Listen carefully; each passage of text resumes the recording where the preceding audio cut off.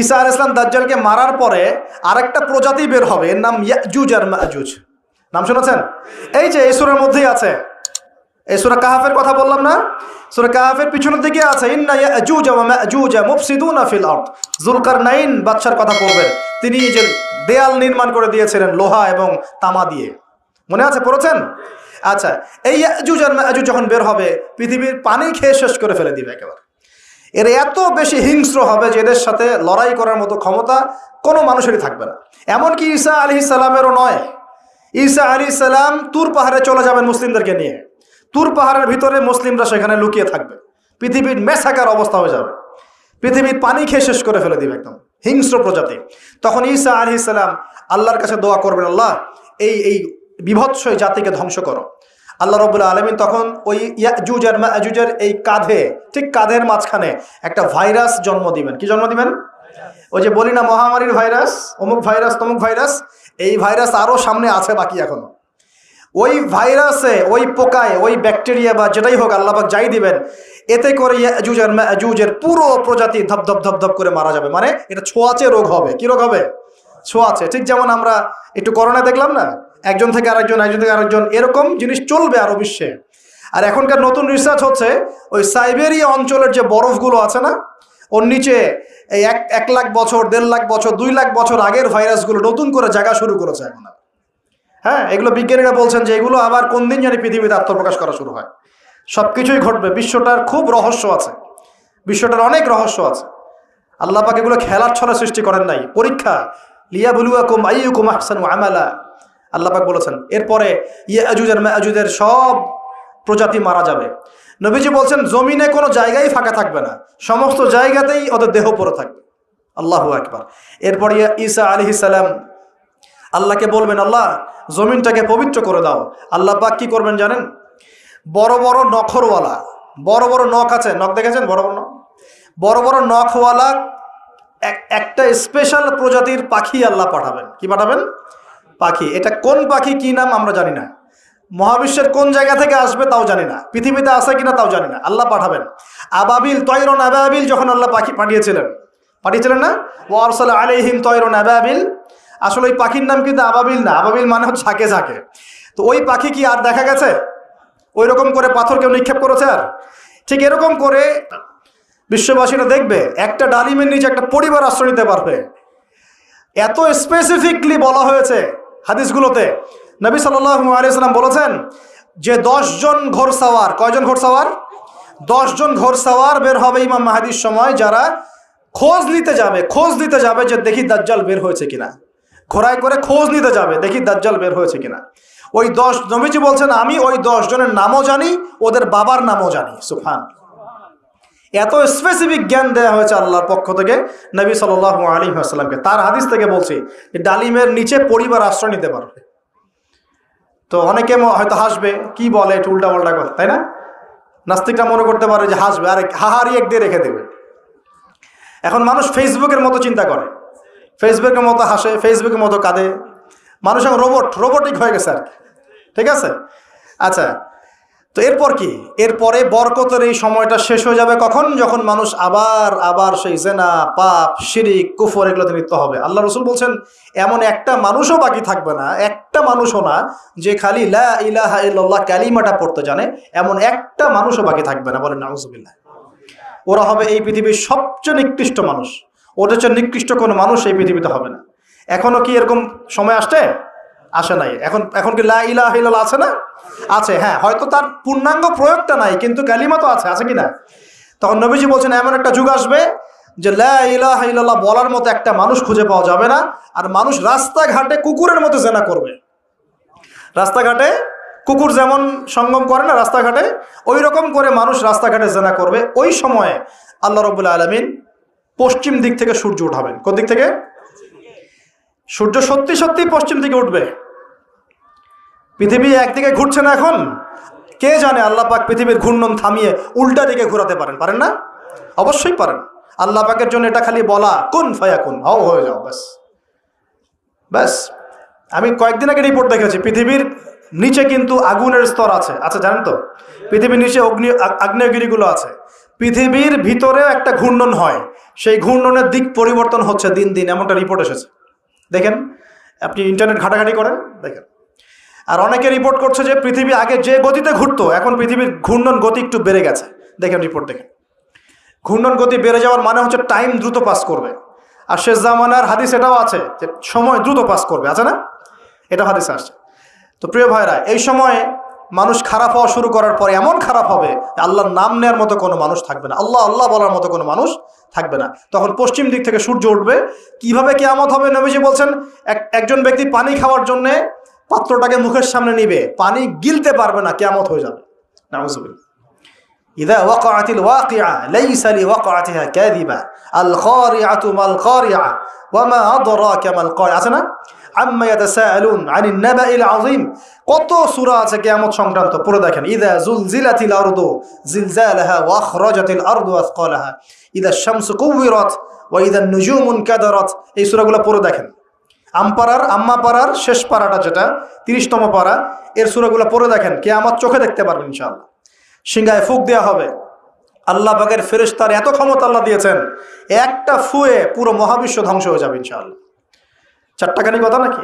দ্বিতীয় ফুৎকারে আবার সবাইকে জীবিত করা হবে। এবং এই যে দুনিয়ার জীবনটা আমরা কাটাচ্ছি, এই 30, 40, 50, 60, 100 বছরের জীবন, এই জীবনের এক একটা হিসেব আল্লাহর সামনে দাঁড়িয়ে সেদিন দেওয়া লাগবে। অতএব এই দুনিয়ার জীবনটাতে প্রস্তুতি গ্রহণ করি। আল্লাহ বলছেন, নিঃসন্দেহে, নিঃসংকোচে, অবশ্যই আমি এই কোরআনের মধ্যে শুধু মুসলিমদের জন্য নয়, পুরো মানব জাতির জন্য সমস্ত বিষয় ব্যাখ্যা করেছে। আল্লাহ পাক বলেছে শুধু মুসলিমদের জন্য, পুরো মানব জাতির জন্য যত বিষয় প্রয়োজন আমি আল্লাহ এই কোরআনের মধ্যে ব্যাখ্যা করেছি। কে বলেছেন? আল্লাহ কি মিথ্যা কথা বলেন? তার রাসূল কি মিথ্যা কথা বলেন? তাহলে আমাদের মানতে সমস্যা কোথায়? মানতে কি সমস্যা? এই যে বললাম, যদি আমরা ইকোনমিক সেকশনে সমৃদ্ধি চাই, একটা স্টেবিলিটি চাই, অবশ্যই জাকাত ইম্পোজ করতে হবে। জাকাত ছাড়া অর্থনৈতিক সাম্য আসবে না। মনে করেন বাংলাদেশে মনে করেন যে 1 কোটি মানুষের উপরে জাকাত ফরজ। কথার কথা বলছে, কথার কথা। এই 16 কোটি 20 কোটি মানুষের মধ্যে মনে করেন 1 কোটি মানুষের উপর জাকাত ফরজ হয়েছে। আছেন এমন মানুষ?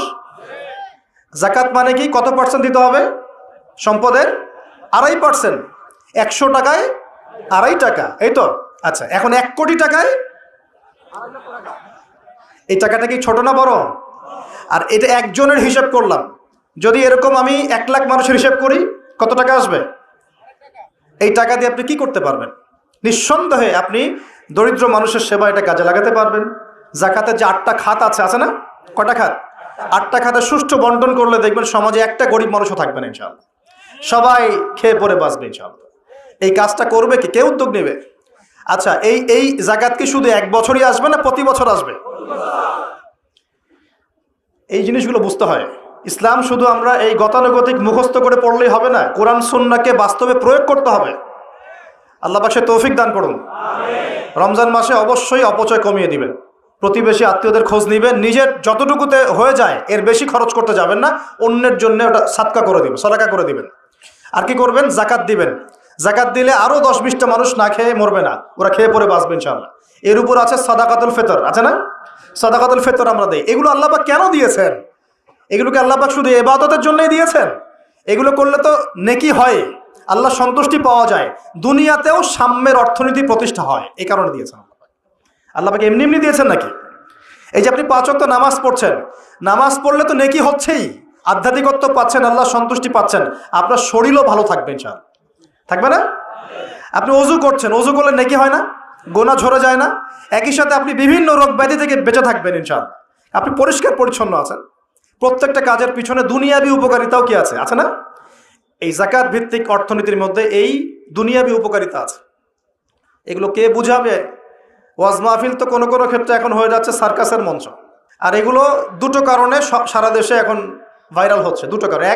একটা হচ্ছে আমাদের একটা নিচু মানসিকতা আছে আমাদের মধ্যে, সেটা হচ্ছে আমরা হচ্ছে ট্রল প্রিয় যাত্রী। আমরা ট্রল করতে বেশি ভালোবাসি, মজা করতে বেশি ভালোবাসি, মজা ফান ইয়ারকি ফাইজলামি করতে আমরা বেশি ভালোবাসি।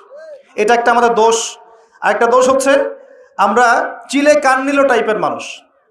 যা প্রচার হয় চিলে কান নিল, ব্যাস দৌড় শুরু করে দিল, যাচাই বাছাই করার কোনো প্রয়োজন নেই। আর অহেতুক সমালোচনা করতে বেশি পছন্দ করি আমরা, এবং ইস্যু পাগল জাতি। ইস্যু একটা দিল, ব্যাস দৌড় শুরু।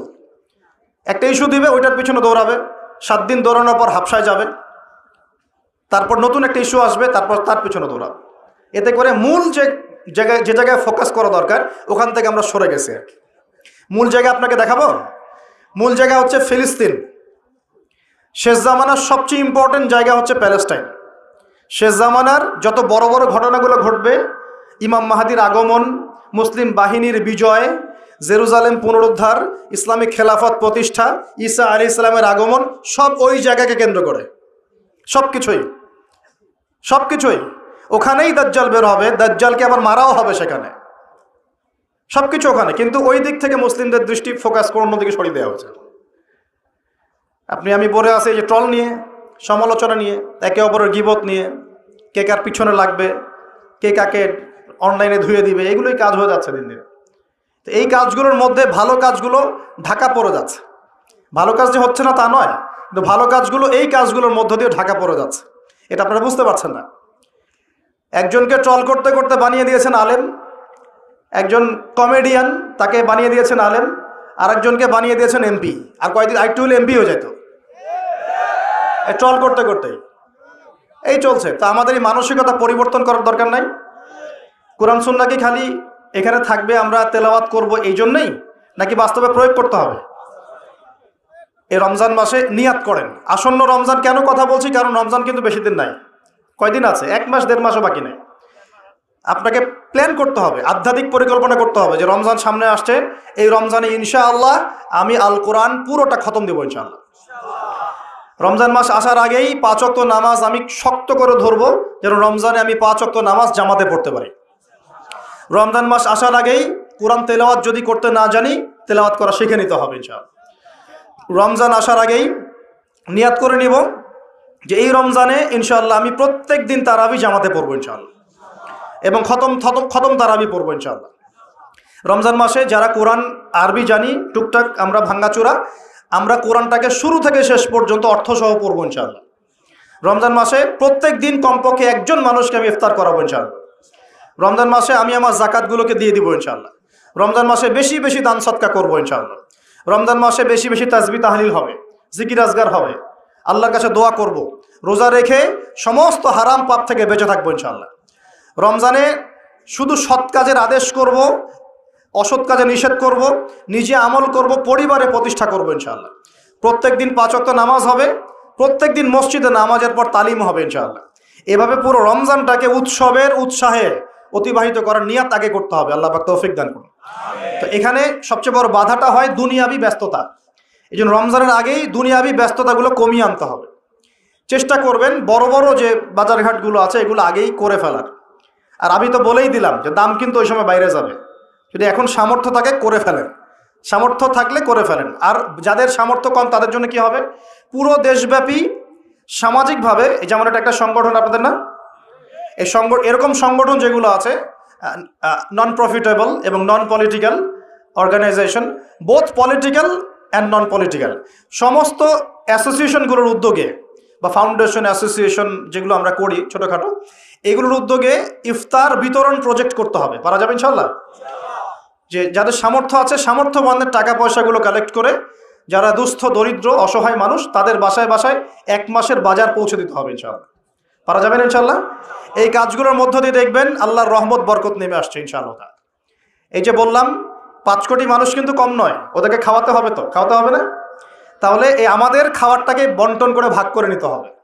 নিজের খাবারটা সবার সাথে কি করতে হবে, ভাগ করে নিতে হবে। এটা কি ইসলামের সৌন্দর্য না? এটা আল্লাহর হুকুম না? নবীর সুন্নত নয় কি? আল্লাহ নবীর বাসায় যদি কেউ আসতেন খাবারের জন্যে, তার বাসায় যদি 2টা খেজুর থাকতো, সে 1টা খেজুর তিনি দিয়ে দিতেন, 2টা খেজুর দিয়ে দিতেন না? একদিন এক ভদ্রলোক, সাহাবী বলতে পারি আমরা তাকে, তিনি এসে খাবার চেয়েছেন। নবী সাল্লাল্লাহু আলাইহি ওয়াসাল্লাম তার সমস্ত স্ত্রীদের ঘর খুঁজে 1টা খেজুর পান নাই। চিন্তা করতে পেরেছেন? তারপর তিনি বলেছেন তোমাদের কার কাছে কি আছে নিয়ে আসো। এরপর নবী সাল্লাল্লাহু আলাইহি ওয়াসাল্লামের সাহাবীরা যার ঘরে যা ছিল অল্প অল্প করে নিয়ে আসা শুরু করলো। দেখা গেল যে মসজিদ নববীর বারান্দায় খাবারের স্তূপ হয়ে গেল একটা। মাশাআল্লাহ। এই যে একের বিপদে সবাই এগিয়ে আসা, এটা ইসলামের সুন্নত, এটাই নবীর সুন্নত। এই জিনিসটা চর্চা করতে হবে। আল্লাহ পাক তৌফিক দান করুন। আর রোজা রেখে ভুলেও গীবত, তহমত, সমালোচনা এগুলো করতে যাবেন না। রোজা রেখে কথাই বেশি বলবেন না, খালি জিকির হবে, তেলাওয়াত হবে, আল্লাহর কাছে দোয়া হবে, ইস্তেগফার হবে, কথা কম। কথা বললেই বিপদ, কথা বললেই বিপদ। কথা 10টা কথা বলবেন, 2টা গীবত করতেই হয়, হয় না? আর গীবত করতে মজা লাগে, কেউ কেউ আজকে একটু উস্কাই দিলেই বাস গীবত করতে মজা লাগে। প্রিয় ভাইরা, রমজান মাসে রোজা রেখে এই কাজগুলো করতে যাবেন, কথাই কম বলবেন, কথা বললেই বিপদ। মানুষ যদি 2টা গালি দেয় চুপ করে থাকেন, ও তার আমল নামা নিয়ে আল্লাহর সামনে দাঁড়াবে। আর কিয়ামতের মাঠে বহু নেকি ফ্রি ফ্রি পাওয়া যাবে, এটা কি জানেন? কিয়ামত অনেক নেকি বিনামূল্যে ফ্রি ফ্রি আসবে আমল নামায়। কেন আসবে বলি হাদিসটা। নবী সাল্লাল্লাহু আলাইহি ওয়াসাল্লাম বলেছেন, তোমরা কি জানো সবচেয়ে বড় মিসকিনকে? দরিদ্র মানুষকে, মিসকিনকে। সাহাবীরা বলছেন, আমরা তো মনে করি যার সম্পদ কম সেই মিসকিন। নবীজি বলছেন, না, প্রকৃত মিসকিন সে ব্যক্তি নয়। প্রকৃত মিসকিন সে ব্যক্তি যে কিয়ামতের মাঠে উঠবে উহুদ পাহাড়ের সমান নেকি নিয়ে উঠবে। উহুদ পাহাড় দেখেছেন তো? বিশাল পাহাড়। উহুদ পাহাড়ের সমান নেকি নিয়ে উঠবে, নামাজের নেকি, জাকাতের নেকি, হজের নেকি, ওমরার নেকি, বিভিন্ন নেকি। কিন্তু দেখবে সামনে বহু মানুষ দাঁড়িয়ে আছে। কেন দাঁড়িয়ে আছে? কারো কাছ থেকে টাকা নিয়েছে, টাকা শোধ করে নাই, কাউকে গালি দিয়েছে, কাউকে অন্যায়ভাবে অপবাদ দিয়েছে, কাউকে আঘাত করেছে, কারো উপর জুলুম করেছে, ইত্যাদি বিভিন্ন রকম মানুষের সাথে জড়িত পাপ ছিল, ঠিক আছে? কারো গীবত করেছে, কাউকে তহমত দিয়েছে, ইত্যাদি। এখন আল্লাহ পাক বলবেন, এই ব্যক্তির নেকির যে পাহাড় আছে এখান থেকে নেকি নিয়ে ওদেরকে দিয়ে দাও। বলেন নাউজুবিল্লাহ। নেকি আস্তে আস্তে ট্রান্সফার হবে। এই যে আমরা যে ব্লুটুথ শেয়ার ইট, মনে আছে? ব্লুটুথ শেয়ার ইট পাস হয় যেভাবে, আল্লাহ পাকের প্রযুক্তি হবে আরও অনেক অনেক উন্নত। মুহূর্তের মধ্যেই নেকি ট্রান্সফার হয়ে যাচ্ছে। এরপর নেকি যেতে যেতে সব নেকি যদি শেষ হয়ে যায়, আল্লাহ না করুক, তখন আল্লাহ পাক ফেরেশতাদেরকে বলবেন, ওদের গোনাগুলো থেকে গোনাগুলো বেছে বেছে এর আমল নামে যুক্ত করো। বলেন নাউজুবিল্লাহ। এরপর এই ব্যক্তি এই বিশাল বিশাল নেকি অর্জন করার পরেও জাহান্নামে যেতে হবে। আল্লাহ পাক হেফাজত করুন আমাদেরকে, বলি আমিন। তো মানুষের সাথে জড়িত পাপটা খুব ডেঞ্জারাস। তো রোজা রাখার তাৎপর্য কি? যে আমরা যেন এই শিক্ষাটাকে সারা বছর ধরে রাখতে পারি। এই কারণেই রমজান মাসে রোজা রেখে জিকির হবে বেশি, তাসবিহ তাহলিল বেশি, কোরআন তেলাওয়াত বেশি, আমর বিল মারুফ নাহি আনিল মুনকার হবে, তার দার্স হবে, দিনের কথা হবে। যখনই বন্ধুরা মিলে বসবেন, চা খেতে বসবেন, কফি খেতে বসবেন, অলওয়েজ দিনই আলাপ করবেন, দুনিয়াবি আলাপ কম করবেন, দুনিয়াবি আলাপ বেশি করবেন না, প্রয়োজন যতটুকু এতটুকু দিনই আলাপ করবেন। কারণ মানুষ জান্নাতেও যদি চলে যায়, মানুষ জান্নাতে চলে গেলেও ওই সব সময়ের জন্য আক্ষেপ করবে, আফসোস করবে, দুনিয়াতে যেই সময় সে আল্লাহকে স্মরণ করে নাই, রাসূলের নামে দরুদ পড়ে নাই। তাহলে যদি কোনো জায়গায় বসে পড়ে আলোচনা করতে থাকেন, ওঠার আগে কমপক্ষে বলবেন, সুবহানাকা আল্লাহুম্মা বিহামদিকা আশহাদু আল্লা ইলাহা ইল্লা আনতা আস্তাগফিরুকা ওয়া আতুবু ইলাইক। কারণ কেন বলবেন? আল্লাহ রাসূল বলেছেন যে কোনো মানুষ বা কোনো কওম যদি একটা জায়গায় বসে আলোচনা করে, আলোচনা থেকে শেষ করা বৈঠকটা ভঙ্গের আগেই যদি তারা এই দোয়াটা পড়ে ওঠে, ওই বৈঠকে যদি কোনো ফাহেসা কথা হয়ে থাকে, এর গোনার কাফফারা হয়ে যাবে ইনশাআল্লাহ, গোনা মাফ হয়ে যাবে ইনশাআল্লাহ। আর যদি ওই বৈঠকে ভালো কোনো কথা হয়, ওই কথাগুলো কিয়ামতের মাঠে তার জন্য দলিল হবে ইনশাআল্লাহ। তো এই দোয়াটা পড়ার চর্চা করবেন। তো যেটা বলছিলাম, দেখেন, আমরা যদি একে অপরের খাবারগুলো ভাগাভাগি করি, জাকাতগুলো প্রদান করতে পারি এবং রমজানের রোজাগুলো ঠিকঠাক রাখতে পারি, আল্লাহর বিধানগুলো ঠিকঠাক মানতে পারি, সমাজে দারিদ্রতা থাকবে না ইনশাআল্লাহ। আরেকটা অপশন হচ্ছে, এটা দিয়ে যে সব দূর হয়ে যাবে তা নয়, কারণ ক্ষতি এত বেশি হয়ে গেছে, ক্ষতি হতে হতে হতে এত বেশি হয়ে গেছে যে 1 বছর 2 বছর 3 বছরে মনে হয় না সব ক্ষতি পুষিয়ে নেওয়া যাবে। যারা অর্থনীতি বোঝেন তারা বুঝবেন। নামতে নামতে নামতে এমন একটা জায়গায় চলে আসছি যে হুট করে যে একদম সব ঠিক হয়ে যাবে, এটা চিন্তা করলে ভুল হবে। আরেকটা উপায় কি? উপায় হচ্ছে এই যে খাদ্যগুলোর উপর চাপ বাড়বে মার্কেটে, অতিরিক্ত খাদ্য আমদানি করা। কি করা?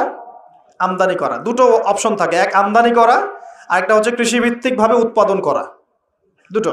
তো আমরা রিপোর্টগুলো দেখছি যে কৃষিভিত্তিক প্রবৃদ্ধির হার কমে যাচ্ছে। কি হয়েছে? কমেছে। কৃষিভিত্তিক প্রবৃদ্ধির হারটা কমেছে। আর আমদানিটা মোটামুটি কিছুটা বিপর্যস্ত হয়েছে, কারণ ডলার সংকট। কিসের সংকট? ডলার। এটা জানেন তো নাকি? আচ্ছা, রিপোর্ট তো পড়েন, পেপার পত্রিকা তো পড়েন নাকি? সংকট হলে কি হয়? সংকট হলে এলসি কমে যায়। মানে মনে করেন আপনি একজন ব্যবসায়ী, পণ্য আমদানি করেছেন, আর পণ্যগুলো যে আপনি খালাস করবেন, বন্দর থেকে নামাবেন, তা আপনাকে তো একটা চার্জ দিতে হবে না? এখন আপনার কাছে চার্জ দেওয়ার মতো ডলার নাই, কি করবেন?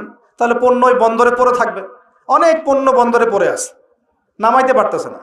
এখন মনে করেন এই ব্যক্তি কি নিজের পকেট থেকে টাকা দিয়ে এগুলো নামাবে? না। কি করবে তাহলে? ওই পণ্যের উপর সে দাম বাড়িয়ে দিবে, যাতে করে এই টাকাটা জনগণের কাছ থেকে তুলে সে শোধ করতে পারে। এগুলো ইকোনমিক্স, বেসিক ইকোনমিক্স। এগুলো পড়তে আপনার আহামরি অর্থনীতিবিদ হতে হয় না। কথা কি বুঝতে পারছেন? তো এই কারণে রমজান মাসে দামগুলো চাপ পড়ে, এমনিতেই চাপ পড়ে। আস্তে আস্তে সিচুয়েশনগুলো এভাবে খারাপ হয়েছে। অতএব ইসলামিক সলিউশনে যদি এখন না আসতে পারেন, যদি আরও 10 বছর অপেক্ষা করেন, বহু দেরি হয়ে যাবে। এই জন্য আমি মন থেকে উদাত্ত একটা আহ্বান জানাই, যারা শিক্ষিত মহল, বিজ্ঞ মহল আছেন, আমার কথা বুঝবেন ইনশাল্লাহ, যে ইসলামিক অর্থনীতি ছাড়া অর্থনৈতিক সমৃদ্ধির কোনো অপশন নাই আমাদের সামনে। ইসলামিক অর্থনীতি মানে দান সৎকা ভিত্তিক, অপচয় কমানো, দুর্নীতি বন্ধ করা, সুদ ঘুষ এগুলো বন্ধ করা, এবং অন্যের কষ্টে নিজে পাশে থাকা, পাশে দাঁড়ানো। সবচেয়ে বড় কথা হচ্ছে এখানে ব্যবসা, জাকাত, সাদাকা এগুলোকে গুরুত্ব দেওয়া হয়, সুদটাকে হারাম করা হয়। এগুলোর উপর যদি সুদ থাকে, চড়া সুদ, তখন তো আরও অবস্থা খারাপ। যেমন ধরেন, মনে করেন আমাদের সংকট হয়েছে, এখন আমরা বহির্বিশ্বের কোনো দেশের কাছে গেলাম, গিয়ে বললাম যে আমাদেরকে লোন দেন। ওরা কি এমনি এমনি লোন দিবে? এমনি দিবে? যাও, তোমাকে 10 কোটি টাকা এমনি এমনি দিয়ে দিলাম, 1000 বিলিয়ন ডলার এমনি দিবে? কখনো এমনি দিবে না। বরং সে একটা সুদ ফিক্স করবে, হয় 10%, না হলে 12%, না হলে 20%, ও সুদ ফিক্স করবে। যখন সুদটা ফিক্স করে দেবে, তখন এই সুদটা শোধ করতে হবে না? ওই সুদটা শোধ করতে হবে, কিন্তু আপনার শ্রম দিয়ে ওই সুদটাকে শোধ করতে হবে। শ্রম কি শুধু এমপি মন্ত্রীরা করবে, নাকি শ্রম আপনিও করেন? আপনাদের শ্রম থেকে এটাকে তুলে নিয়ে শোধ করতে হবে না? এটাই হচ্ছে সুদভিত্তিক অর্থনীতি সবচেয়ে মারাত্মক দিক। এতে করে ওরা ধনী হবে দিন দিন, আর গরিবরা আরো গরিব হবে দিন দিন। আল্লাহ পাক এমনি বলেন নাই, ইয়ামহাকুল্লাহুর রিবা ওয়া ইউরবিস সাদাকাত। আল্লাহ পাক সুদের মধ্য দিয়ে একদম সম্পদ সংকুচিত করে ফেলেন। একদম সম্পদ সুদের মধ্য দিয়ে সংকুচিত করে ফেলেন, আর সাদাকার মধ্য দিয়ে সম্পদ প্রসারিত হয়। এই আয়াতগুলো খালি পড়লে হবে না, বুঝতে হবে, না বাস্তবে প্রয়োগ করতে হবে? আচ্ছা, আরও ব্যাপার আছে। এখন সুদ দেওয়ার সময় কি হবে জানেন? যদি দেখা যায় আপনার, মনে করেন $1 সমান 80 টাকা, মনে করেন, যদি দেখেন এই সুদগুলো পরিশোধ করতে পারছেন না, দেখবেন যে ডলারের এগেনস্টে আপনার টাকার মান কমে যাবে।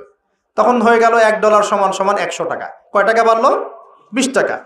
20% বেড়ে যাওয়া মানে হচ্ছে আপনার বেতন যদি হয় 100 টাকা, এখন বেতন হয়ে গেছে 80 টাকা। বুঝতে পারছেন না মনে হয়? আপনার বেতন যদি হয় 100 টাকা, এখন বেতন হয়েছে 80 টাকা। 100 টাকা শ্রম দিয়েছেন, 80 টাকার প্রফিট পাবেন, 20 টাকা গায়েব। ওটা কোথায় গেল? ওই যে সুদ দিয়েছে ওর পকেটে চলে গেছে। আপনার অর্থও চলে গেল, আপনার শ্রমও চলে গেল।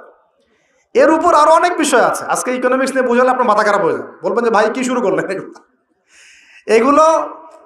এগুলো শুধু অর্থনীতির কথা নয়, এগুলো ইসলামের কথা। কিসের কথা? আল্লাহ রাব্বুল আলামিন এই কিতাবের মধ্যে প্রতিটা বিষয়ের সমাধান দিয়েছেন। প্রত্যেকটা বিষয় আল্লাহ পাক এই সংকটগুলোর সমাধান দিয়েছেন। তোমরা অপচয় বন্ধ করো। কি বন্ধ করো? অপচয় বন্ধ করো। নিশ্চয়ই অপচয়কারীরা শয়তানের ভাই। নিশ্চয়ই কি? অপচয়কারীরা। আমরা একটু ওয়াদা করতে পারি যে আমরা ইনশাআল্লাহ এই রমজান থেকে অপচয় বন্ধ করে ফেলবো। ইনশাআল্লাহ কোনো প্রকার অপচয় করবো না। ইনশাআল্লাহ না সময় অপচয় করব, না গ্যাস, না পানি, না তেল, না টাকা, না কিছুই অপচয় করবো না। পারা যাবে ইনশাআল্লাহ? বরং যেটা আমি বাঁচাতে পারবো সেটা আমি আমার পরিবারের জন্য তো সেভ করবই, পাশাপাশি আমার প্রতিবেশী, আমার আত্মীয় এবং দুস্থ মানুষের কল্যাণে ব্যয় করবেন। পারা যাবেন ইনশাআল্লাহ? এই জিনিসটা একাকী করব, যদি আমার কোনো অ্যাসোসিয়েশন থাকে সে তার আন্ডারে করবো, আরও যদি বড় কোনো দায়িত্ব থাকে তার আন্ডারে করবো। ইনশাআল্লাহ পারা যাবে ইনশাআল্লাহ? 1 নাম্বার শিক্ষা। 2 নাম্বার, আপনাদের সবার জাকাতগুলো অবশ্যই দেওয়ার ব্যবস্থা করবেন। পারবেন ইনশাআল্লাহ? জাকাতের খাত 8টা। ওলামায়ে কেরামের কাছে জিজ্ঞাসা করে নেবেন কোন কোন খাতে জাকাত দেওয়া যায়, আপনাকে বলে দিবেন ইনশাআল্লাহ। সূরা তাওবার 60 নাম্বার আয়াত। সূরা তাওবার 60 নাম্বার আয়াতে জাকাতের খাতগুলো বর্ণনা করা আছে। এখানে একটা কথা বলি, অমুসলিমদেরকেও জাকাত দেওয়া যায়। জাকাতের যে খাতগুলো আছে না, 8টা খাত, এর মধ্যে একটা খাত আছে অমুসলিমকেও জাকাতের টাকা দেওয়া যায়। কেন দিব না আমরা? যদি একজন অমুসলিম ভাই খুব দরিদ্র হয়, তার পাশে দাঁড়ানোর দরকার নাই? সে কি মানুষ না? তার সাথে কি আমরা শত্রুতা পোষণ করব? তাকে ঘৃণা করব? না। তার উপর কি ইসলামকে জোর করে চাপিয়ে দিব? না। আমরা তাকে হেল্প করব জাকাতের টাকা দিয়ে, যাতে করে সে ইসলাম সম্পর্কে একটা ভালো ধারণা পায়, এবং ইনশাল্লাহ ওই দেখা যাবে ওই উপকার করার ফলে তার মনের মধ্যে ইসলাম সম্পর্কে ভালো ধারণা আসবে। একদিন সে মুসলিম হয়ে যাবে ইনশাআল্লাহ। এমন হতে পারে না? তা আমরা কিন্তু ইসলাম পরিপূর্ণ আসলে ইম্পোজ করতে পারি না। অমুসলিমদের সাথে আমাদের শত্রুতা থাকবে কেন? তাদের সাথে আমরা মৈত্রীর সম্পর্ক রাখবো। একটা কান্ট্রির মধ্যে কি মুসলিম অমুসলিম মারামারি করবে? বিদ্বেষে জড়াবে? সে তার ধর্ম তার মতো করে পালন করবে, আমরা আমাদের ধর্ম আমাদের মতো করে পালন করব। বরং কোরআন বলছে যাকাতের যে সম্পদ, যে খাত আছে, এই খাতের মধ্যে ওয়াল মুআল্লাফাতু কুলুবুহুম একটা খাত আছে। তাদের অন্তরকে আল্লাহর দিকে আকৃষ্ট করার জন্য অমুসলিমদেরকেও যাকাত দেওয়া যায়। তো আমরা সবাই যাকাতগুলো দিব তো ইনশাআল্লাহ। এরপরে আছে সাদাকাতুল ফিতর, এটাও দেওয়ার চেষ্টা করবেন। এটা তো আপনারা জানেন সাদাকাতুল ফিতর দিতে হয়। এরপরে রমজানে বেশি বেশি দান সদকা করবেন। এগুলো কিন্তু অপচয় হচ্ছে না, এগুলো পরকালে সঞ্চয় হচ্ছে ইনশাআল্লাহ। এই দান সদকা পরকালে সঞ্চয় হচ্ছে না। আল্লাহ রাসূল বলেছেন যে একটা খেজুর দান করে, একটা খেজুর হালাল উপার্জন থেকে একটা খেজুরও যদি দান করে, এই দানটাকে আল্লাহ পাক বড় করতে থাকেন, আদর মহব্বত করে বড় করতে করতে করতে পাহাড়ের সমান বাড়িয়ে দেন। বলেন সুবহানাল্লাহ। আর একটা হাদিসে নবীজি বলেছেন তোমরা এক টুকরো খেজুর দান করার বিনিময়ে হলেও জাহান্নামের আগুন থেকে বাঁচার চেষ্টা করো। প্রিয় ভাইয়েরা, রমজান মাসে আমলগুলো করার চেষ্টা করেন, ইনশাআল্লাহ তাআলা সমাজের সংকটগুলো কেটে উঠবে ইনশাআল্লাহ। যদি এগুলো বাংলার মানুষ আমল করতে ব্যর্থ হয়, দেখেন রমজান মাসে কি হয়। আমরা আল্লাহ না করুক, তবে ভয় করছি রমজান মাসে একটা অর্থনৈতিক সংকট হয়ে যেতে পারে। আল্লাহ পাক আমাদেরকে বোঝার তৌফিক দান করুন। প্রিয় ভাইয়েরা, আরও যে বিষয়গুলো বলছিলাম, রমজান মাস আসার আগেই এই কিতাব, আল্লাহ পাকের কিতাব, অবশ্যই তেলাওয়াত করা শিখে নেন। সবাই তেলাওয়াত করতে পারি তো ইনশাআল্লাহ? আমি একটা সিস্টেম শিখিয়ে দিচ্ছি। প্রত্যেক দিন এক পারা করে পড়বেন, প্রত্যেক দিন এক পারা, তাহলে 30 দিনে আপনি 30 পারা পড়ে শেষ করে ফেলবেন। এতে করে চাপও পড়বেন আপনার উপর বেশি, আপনার বিরক্তিবোধও আসবে না, অন্য কাজগুলো করতে পারবেন। 1 ঘন্টা 1.5 ঘন্টার মধ্যে এক পারা পড়ে শেষ করে ফেলবেন। পারা যাবে ইনশাআল্লাহ? ইনশাআল্লাহ তাআলা। আল্লাহ পাক সবাইকে কোরআন পড়ার তৌফিক দান করুন এবং অর্থসহ বুঝে পড়ার তৌফিক দান করুন। আর কোরআন তেলাওয়াত কিন্তু শিখতে হবে ভালো করে। কোরআন তেলাওয়াতটা ভালো করে না শিখলে যা হয়, সারা জীবন ভুল তেলাওয়াত করে যাবেন, অর্থ বিকৃত হয়ে যাবে, অর্থ কিন্তু পাল্টে যাবে। রমজান আসতে যে সময়টা বাকি আছে, এই সময়ের মধ্যেই কোরআন তেলাওয়াত করা শিখে নেন। আল্লাহ পাক তৌফিক এনায়েত করুন, আমিন। আর যদি রমজান মাসে অনলাইনে কোর্স করতে পারেন, ইনশাআল্লাহ নিয়াত করেছি পুরো রমজান মাস অনলাইনে কোরআন শেখানো হবে ইনশাআল্লাহ তাআলা, 1 ঘন্টা করে। যারা ক্লাস করতে পারবেন তারা ক্লাস করবেন। এরপর রমজানের একটা কথা বলে সামনে যাব, সেটা হলো তারাবির নামাজ তো আমরা পড়ি, এর পাশাপাশি শেষ রাত্রে গিয়ে কমপক্ষে 2 রাকাত নামাজ পড়ার চেষ্টা করবেন। কখন? একদম সাহরি করার আগে আগে, সাহরি করার একটু আগে আগে, কমপক্ষে আধা ঘন্টা আগে হলে ওঠার চেষ্টা করবেন। কমপক্ষে 2 রাকাত নামাজ হলে পড়ার চেষ্টা করবেন, কারণ ওই সময় দোয়া ইনশাআল্লাহ ডাইরেক্ট কবুল হয়ে যাবে ইনশাআল্লাহ। আর রোজাদারের দোয়া খুব বেশি কবুল হয়, রোজাদারের দোয়া কিন্তু খুব বেশি কবুল হয়। 3 ব্যক্তির দোয়া ফেরত দেওয়া হয় না, রোজাদারের দোয়া ফেরত দেওয়া হয় না। আর সন্তানের জন্য পিতার দোয়া ফেরত দেওয়া হয় না। আর যে মুসাফির, আমরা মুসাফিরের দোয়া আল্লাহ ফেরত দেন না, আলহামদুলিল্লাহ। আমরা দোয়া করি আল্লাহ পাক আমাকে সহ আপনাদের সবাইকে রমজান মাসে সুস্থতার সাথে সমস্ত রোজা রাখার তৌফিক দান করুন এবং রমজান মাসে কোরআনকে সময় দেওয়ার তৌফিক দান করুন, কোরআন পড়া, বোঝা, গবেষণা করার তৌফিক দান করুন, অন্যকে কোরআন শেখানোর তৌফিক দান করুন। আল্লাহ পাক রমজান মাসে আমাদের সবার অর্থনৈতিক সচ্ছলতা দান করুন এবং রিজিকের মধ্যে বরকত আল্লাহ দান করুন। আল্লাহ পাক আমাদের কৃষির মধ্যে বরকত দান করুন, আল্লাহ পাক আমাদের ব্যবসার মধ্যে বরকত দান করুন, আল্লাহ পাক আমাদের দান সৎকার মধ্যে বরকত দান করুন এবং আল্লাহ রাব্বুল আলামিন আমাদের সবাইকে রমজান মাসে তারাবি, তাহাজ্জুদ, জিকির আজগার, তাসবিহ, তাহলিল, ভালো কাজের আদেশ, অন্যায় নিষেধ, এই কাজগুলোতে ব্যস্ত থাকার তৌফিক দান করুন। আমরা দোয়া করি আল্লাহ রাব্বুল আলামিন আমাদের সবাইকে যেন পারিবারিকভাবে, সামাজিকভাবে এবং রাষ্ট্রীয়ভাবে ইসলাম পালন করার তৌফিক দান করেন, আমিন। এখন একটা বিষয়ের দিকে ইঙ্গিত করছি।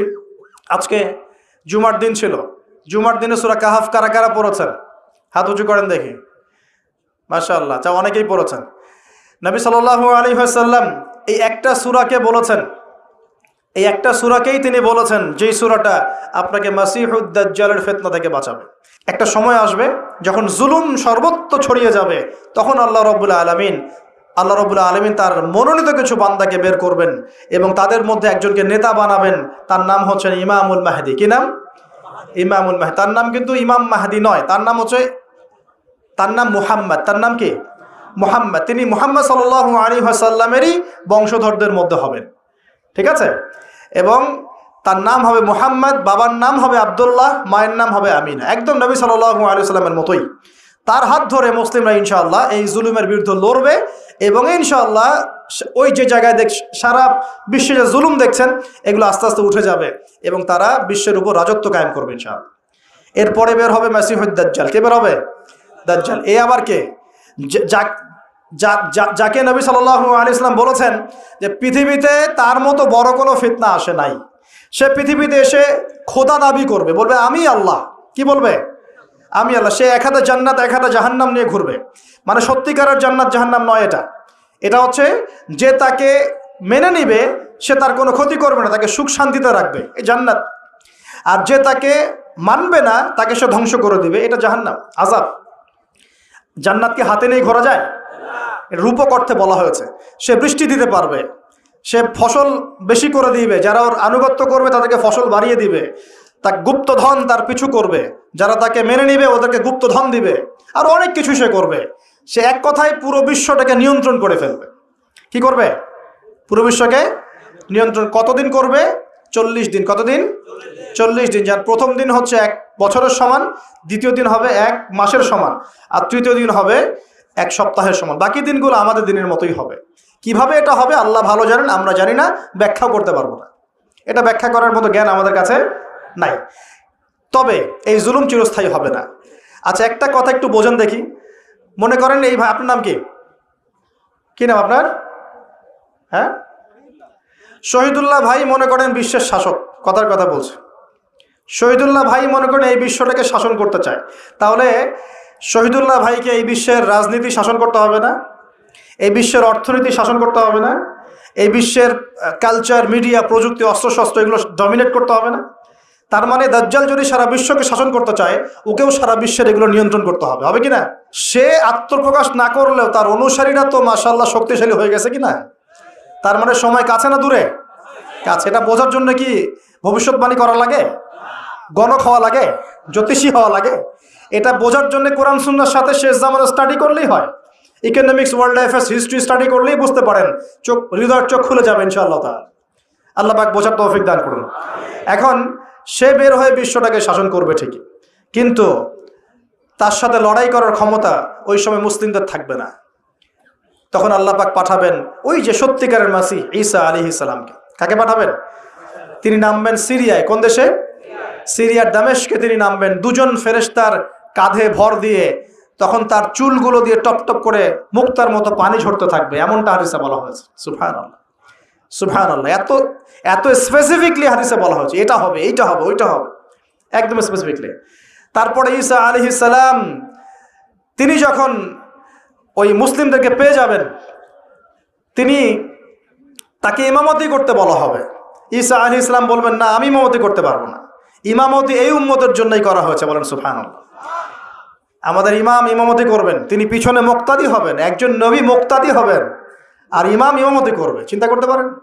এরপর নামাজ শেষ হওয়ার পরে বলবেন তিনি, দরজা খুলে দাও, দরজা খুলে দাও। এটার ব্যাখ্যা আমার কাছে মনে হয় হয়তোবা তখন অবরোধ থাকবে, অবরোধটাকে তিনি ভেঙে দিতে বলবেন, হয়তোবা, আল্লাহ ভালো জানেন। কারণ দরজা খুলে দাও এর ব্যাখ্যা কি হতে পারে? কিসের দরজা খুলে দাও? কিসের বাঁধন খুলে দাও? নিশ্চয় একটা বাঁধনে মুসলিমদেরকে বেঁধে ফেলা হবে। তিনি ওটার বিরুদ্ধে মুসলিমদেরকে ঝাঁপিয়ে পড়তে বলবেন। তখন দাজ্জালের সাথে তার দেখা হবে। কোন দাজ্জাল? সত্যিকারের দাজ্জালের সাথে ঈসা আলাইহিস সালামের দেখা হবে। এবং ঈসা আলাইহিস সালামকে দেখা মাত্রই দাজ্জাল গলতে শুরু করবে। কি করবে? গলতে শুরু। লবণ যেমন গলে যায় না তাপ দিলে, এমন করে গলতে শুরু করবে। এবং ঈসা আলাইহিস সালামের নিঃশ্বাসে আল্লাহ পাক একটা অন্যরকম ক্ষমতা দিবেন। ঈসা আলাইহিস সালামের নিঃশ্বাস যতদূর পর্যন্ত যাবে দাজ্জাল পালাতে থাকবে। তার নিঃশ্বাস গিয়ে দাজ্জালের গায়ে লাগা পরে দাজ্জাল ওইখানেই মারা যাবে।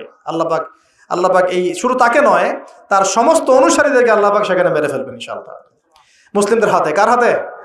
মুসলিমদের হাতে। এটা জায়গাটা মেনশন করা আছে, বাবেলুদ নামক জায়গা। কোন জায়গা? বাবেলুদ। যান গুগল সার্চ করে দেখেন বাবেলুদ কোন জায়গায় আছে। আমি বলে দিব না, দেখেন কোন জায়গায় আছে, কারা ওটা নিয়ন্ত্রণ করছে দেখেন। ওইখানে দাজ্জাল মারা যাবে। মানে সত্যিকারের মাসিহের হাতে মিথ্যা মাসিহ মারা যাবে ইনশাআল্লাহ, ঠিক আছে? এবং তার অনুসারীদের পতন হবে। এরপর ঈসা আলাইহিস সালাম এই ক্ষমতাটা দখল করবেন এবং সারা বিশ্বে তিনি শান্তি শৃঙ্খলা কায়েম করবেন। একজন ন্যায়পরায়ণ শাসক হবেন ইনশাআল্লাহ তাআলা। এবং তিনি নতুন কোনো শরীয়ত নিয়ে আসবেন না, উম্মতে মুহাম্মাদের শরীয়ত কায়েম থাকবে ইনশাআল্লাহ। এরপরে 40 বছর তিনি রাজত্ব করবেন। কত বছর? 40 বছর। এবং তার বিবাহ শাদীও হবে এবং তার ইন্তেকালও হবে। তাকে দাফন করা হবে নবী মুহাম্মদ সাল্লাল্লাহু আলাইহি ওয়াসাল্লামের ঠিক পাশেই। আল্লাহু আকবার। ঠিক তার পাশেই দাফন করা হবে। এরপরে মানুষ আবারও খারাপ হওয়া শুরু করবে। কেমন খারাপ হবে? ও আচ্ছা, মাঝখানে একটা কথা বলতে ভুলে গেছে। ঈসা আলাইহিস সালাম দাজ্জালকে মারার পরে আরেকটা প্রজাতি বের হবে, এর নাম ইয়াজুজ আর মাজুজ। নাম শুনেছেন? এই যে এই সূরার মধ্যেই আছে, এই সূরা কাহাফের কথা বললাম না? সূরা কাহাফের পিছনের দিকে আছে ইন্না ইয়াজুজ ওয়া মাজুজ মুফসিদুনা ফিল আরদ। যুলকারনাইন বাদশার কথা পড়বেন, তিনি যে দেয়াল নির্মাণ করে দিয়েছিলেন লোহা এবং তামা দিয়ে, মনে আছে? পড়েছেন? আচ্ছা, এই ইয়াজুজ আর মাজুজ যখন বের হবে, পৃথিবীর পানি খেয়ে শেষ করে ফেলে দিবে একেবারে। এর এত বেশি হিংস্র হবে যে এদের সাথে লড়াই করার মতো ক্ষমতা কোনো মানুষেরই থাকবে না। এমনকি ঈসা আলাইহিস সালামেরও নয়। ঈসা আলাইহিস সালাম তুর পাহাড়ে চলে যাবেন মুসলিমদেরকে নিয়ে। তুর পাহাড়ের ভিতরে মুসলিমরা সেখানে লুকিয়ে থাকবে। পৃথিবীর মেসাকার অবস্থা হয়ে যাবে, পৃথিবীর পানি খেয়ে শেষ করে ফেলে দিবে, একদম হিংস্র প্রজাতি। তখন ঈসা আলাইহিস সালাম আল্লাহর কাছে দোয়া করবেন, আল্লাহ এই বিভৎস জাতিকে ধ্বংস করো।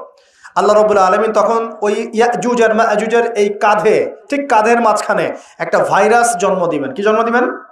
ওই যে বলি না মহামারীর ভাইরাস, অমুক ভাইরাস তমুক ভাইরাস, এই ভাইরাস আরও সামনে আছে বাকি এখনো। ওই ভাইরাসে, ওই পোকায়, ওই ব্যাকটেরিয়া বা যেটাই হোক আল্লাহ পাক যাই দিবেন, এতে করে ইয়াজুজ আর মাজুজের পুরো প্রজাতি ধপধপ ধপধপ করে মারা যাবে। মানে এটা ছোঁয়াচে রোগ হবে। কি রোগ হবে? ছোঁয়াচে। ঠিক যেমন আমরা একটু করোনা দেখলাম না, একজন থেকে আরেকজন, একজন থেকে আরেকজন, এরকম জিনিস চলবে আরো বিশ্বে। আর এখনকার নতুন রিসার্চ হচ্ছে ওই সাইবেরিয়া অঞ্চলের যে বরফগুলো আছে না, ওর নিচে এই 1 লাখ বছর, 1.5 লাখ বছর, 2 লাখ বছর আগের ভাইরাসগুলো নতুন করে জায়গা শুরু করেছে এখন। হ্যাঁ, এগুলো বিজ্ঞানীরা বলছেন যে এগুলো আবার কোন দিন জানি পৃথিবীতে আত্মপ্রকাশ করা শুরু হয়। সব কিছুই ঘটবে। বিশ্বটার খুব রহস্য আছে, বিশ্বটার অনেক রহস্য আছে। আল্লাহ পাক এগুলো খেলার ছলে সৃষ্টি করেন নাই, পরীক্ষা। লিয়াবলুয়াকুম আইয়ুকুম আহসানু আমালা, আল্লাহ পাক বলেছেন। এরপরে ইয়াজুজ আর মাজুজের সব প্রজাতি মারা যাবে। নবীজি বলছেন জমিনে কোনো জায়গায় ফাঁকা থাকবে না, সমস্ত জায়গাতেই ওদের দেহ পড়ে থাকবে। আল্লাহু আকবার। এরপরে ঈসা আলাইহিস সালাম আল্লাহকে বলবেন, আল্লাহ জমিনটাকে পবিত্র করে দাও। আল্লাহ পাক কি করবেন জানেন? বড় বড় নখরওয়ালা, বড় বড় নখ আছে, নখ দেখেছেন? বড় বড় নখ, বড় বড় নখওয়ালা একটা স্পেশাল প্রজাতির পাখি আল্লাহ পাঠাবেন। কি পাঠাবেন? পাখি। এটা কোন পাখি, কি নাম আমরা জানি না, মহাবিশ্বের কোন জায়গা থেকে আসবে তাও জানি না, পৃথিবীতে আছে কিনা তাও জানি না। আল্লাহ পাঠাবেন আবাবিল, তয়রন আবাবিল। যখন আল্লাহ পাখি পাঠিয়েছিলেন না, ওয়া আরসালা আলাইহিম তয়রন আবাবিল। আসলে ওই পাখির নাম কিন্তু আবাবিল না, আবাবিল মানে হচ্ছে ঝাঁকে ঝাঁকে। তো ওই পাখি কি আর দেখা গেছে? ওই রকম করে পাথর কেউ নিক্ষেপ করেছে? আর ঠিক এরকম করে বিশ্ববাসীরা দেখবে একটা ডালিমের নিচে একটা পরিবার আশ্রয় নিতে পারবে। এত স্পেসিফিকলি বলা হয়েছে হাদিসগুলোতে। নবী সাল্লাল্লাহু আলাইহি সাল্লাম বলেছেন যে 10 জন ঘোড়সাওয়ার, কয়জন ঘোড়সাওয়ার? 10 জন ঘোড়সাওয়ার বের হবে ইমাম মাহদির সময়, যারা খোঁজ নিতে যাবে যে দেখি দাজ্জাল বের হয়েছে কিনা। ঘোড়ায় করে খোঁজ নিতে যাবে, দেখি দাজ্জাল বের হয়েছে কিনা। ওই 10, নবীজি বলছেন আমি ওই 10 জনের নামও জানি, ওদের বাবার নামও জানি। সুবহানাল্লাহ। এত স্পেসিফিক জ্ঞান দেওয়া হয়েছে আল্লাহর পক্ষ থেকে নবী সাল্লাল্লাহু আলাইহি ওয়াসাল্লামকে। তার হাদিস থেকে বলছি ডালিমের নিচে পরিবার আশ্রয় নিতে পারবে। তো অনেকে হয়তো হাসবে, কি বলে একটু উল্টা পাল্টা কথা, তাই না? নাস্তিকরা মনে করতে পারে যে হাসবে, আর হাহারি এক দিয়ে রেখে দেবে। এখন মানুষ ফেসবুকের মতো চিন্তা করে, ফেসবুকের মতো হাসে, ফেসবুকের মতো কাঁদে। মানুষ এখন রোবটিক হয়ে গেছে আর কি। ঠিক আছে? আচ্ছা, তো এরপর কি? এরপরে বরকতের এই সময়টা শেষ হয়ে যাবে কখন? যখন মানুষ আবার সেই জেনা, পাপ, শিরিক, কুফর এগুলোতে লিপ্ত হবে। আল্লাহ রাসূল বলছেন এমন একটা মানুষও বাকি থাকবে না, একটা মানুষও না যে খালি লা ইলাহা ইল্লাল্লাহ কালিমাটা পড়তে জানে, এমন একটা মানুষও বাকি থাকবে না। বলেন নাউযুবিল্লাহ। ওরা হবে এই পৃথিবীর সবচেয়ে নিকৃষ্ট মানুষ। ওদের চেয়ে নিকৃষ্ট কোনো মানুষ এই পৃথিবীতে হবে না। এখনো কি এরকম সময় আসে নাই? এখন কি লা ইলাহা ইল্লাল্লাহ আছে না? আছে, হ্যাঁ, হয়তো তার পূর্ণাঙ্গ প্রয়োগটা নাই, কিন্তু কালিমা তো আছে কি না? তখন নবীজি বলছেন এমন একটা যুগ আসবে যে লা ইলাহা ইল্লাল্লাহ বলার মতো একটা মানুষ খুঁজে পাওয়া যাবে না। আর মানুষ রাস্তাঘাটে কুকুরের মতো জেনা করবে। রাস্তাঘাটে কুকুর যেমন সঙ্গম করে না রাস্তাঘাটে, ওই রকম করে মানুষ রাস্তাঘাটে জেনা করবে। ওই সময়ে আল্লাহ রাব্বুল আলামিন পশ্চিম দিক থেকে সূর্য উঠাবেন। কোন দিক থেকে? সূর্য সত্যি সত্যি পশ্চিম দিকে উঠবে। পৃথিবী একদিকে ঘুরছে না এখন, কে জানে আল্লাহ পাক পৃথিবীর ঘূর্ণন থামিয়ে উল্টা দিকে ঘোরাতে পারেন না? অবশ্যই পারেন। আল্লাহ পাকের জন্য এটা খালি বলা কুন ফায়াকুন, হও হয়ে যাও, ব্যাস। আমি কয়েকদিন আগে রিপোর্ট দেখেছি, পৃথিবীর নিচে কিন্তু আগুনের স্তর আছে, আচ্ছা জানেন তো? পৃথিবীর নিচে আগ্নেয়গিরিগুলো আছে। পৃথিবীর ভিতরেও একটা ঘূর্ণন হয়, সেই ঘূর্ণনের দিক পরিবর্তন হচ্ছে দিন দিন, এমনটা রিপোর্ট এসেছে। দেখেন, আপনি ইন্টারনেট ঘাটাঘাটি করেন, দেখেন। আর অনেকে রিপোর্ট করছে যে পৃথিবী আগে যে গতিতে ঘুরতো, এখন পৃথিবীর ঘূর্ণন গতি একটু বেড়ে গেছে। দেখেন রিপোর্ট দেখেন। ঘূর্ণন গতি বেড়ে যাওয়ার মানে হচ্ছে টাইম দ্রুত পাস করবে। আর শেষ জামানার হাদিস এটাও আছে যে সময় দ্রুত পাস করবে, আছে না? এটা হাদিস আসছে। তো প্রিয় ভাইরা, এই সময়ে মানুষ খারাপ হওয়া শুরু করার পরে এমন খারাপ হবে আল্লাহর নাম নেওয়ার মতো কোনো মানুষ থাকবে না, আল্লাহ আল্লাহ বলার মতো কোনো মানুষ থাকবে না। তখন পশ্চিম দিক থেকে সূর্য উঠবে। কিভাবে কিয়ামত হবে? নবীজি বলছেন, একজন ব্যক্তি পানি খাওয়ার জন্য পাত্রটাকে মুখের সামনে নিবে, পানি গিলতে পারবে না, কিয়ামত হয়ে যাবে। নাউযুবিল্লাহ। ইযা ওয়াকাআতিল ওয়াকিআ লাইসা লিওয়াকাআতিহা কাযিবা আল কারিআতু মাল কারিআ ওয়া মা আদরাকা মাল কারিআ, আছে না? আম্মা ইয়াতাসাআলুন আনিন নাবাইল আযীম। কত সূরা আছে কিয়ামত সংক্রান্ত, পড়ে দেখেন। ইযা যুলজিলাতিল আরদু জিলজালাহা ওয়া আখরাজাতিল আরদু আসকালাহা ইযা শামসু কুওয়িরাত ওয়া ইযা নুজুমু ইনকাদারাত। এই সূরাগুলো পড়ে দেখেন। আম্মা পারার শেষ পারাটা, যেটা 30তম পারা, এর সূরাগুলো পড়ে দেখেন। কিয়ামত চোখে দেখতে পারবেন ইনশাআল্লাহ। সিংহায় ফুঁক দেওয়া হবে। আল্লাহ পাকের ফেরেশতার এত ক্ষমতা আল্লাহ দিয়েছেন, একটা ফুয়ে পুরো মহাবিশ্ব ধ্বংস হয়ে যাবে ইনশাআল্লাহ। চারটাখানি কথা নাকি? দ্বিতীয় ফুৎকারে আবার সবাইকে জীবিত করা হবে। এবং এই যে দুনিয়ার জীবনটা আমরা কাটাচ্ছি, এই 30, 40, 50, 60, 100 বছরের জীবন, এই জীবনের এক একটা হিসেব আল্লাহর সামনে দাঁড়িয়ে সেদিন দেওয়া লাগবে। অতএব এই দুনিয়ার জীবনটাতে প্রস্তুতি গ্রহণ করি, 5 ওয়াক্ত নামাজ পড়ি, যাকাত দেই, কালিমা বোঝার চেষ্টা করি, আল্লাহ তাওহীদ শিখি, জানি, বুঝি, নবীর সুন্নত অনুযায়ী আমল করি, হালাল খাই, পরিবার গড়ি, মানুষকে সৎ কাজের দাওয়াত দেই, অসৎ কাজে নিষেধ করি, ইসলামকে আল্লাহর জমিনে প্রতিষ্ঠা করার চেষ্টা করি। আল্লাহ পাক যা দিয়েছেন, জানমাল, সময়, শ্রম, আল্লাহ পাক যা দিয়েছেন, ক্ষমতা, প্রতিপত্তি, সম্পদ, এগুলোকে আল্লাহর দিনের জন্য ব্যয় করি। ইনশাআল্লাহ দুনিয়া সফল হব, পরকালে সফল হব ইনশাআল্লাহ আযজা ওয়া জাল। আল্লাহ পাক আমাদের সবাইকে সমকালীন ফিতনাগুলো সম্পর্কে সচেতন থাকার তৌফিক দান করুন।